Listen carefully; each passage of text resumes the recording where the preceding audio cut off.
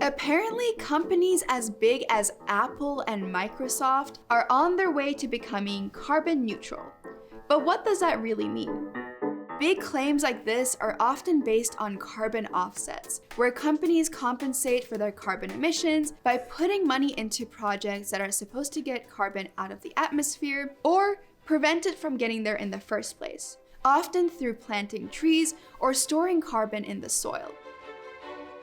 We're all for planting trees, but carbon offsets aren't going to fix climate change on their own.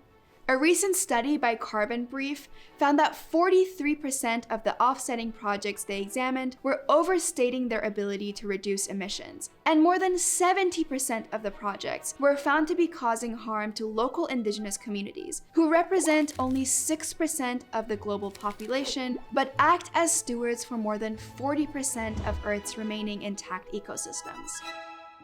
A key problem with tree planting carbon offset projects is that trees have to grow for decades to sequester significant amounts of carbon, and they are vulnerable to threats like deforestation, fires, and climate change. Besides, there isn't space on Earth to plant enough trees to offset all our emissions, so offsetting can't get us off the hook. We still have to reduce emissions too. As dreamy as they sound, carbon offsets are a distraction to the urgent actions we really need to take to reduce fossil fuel use.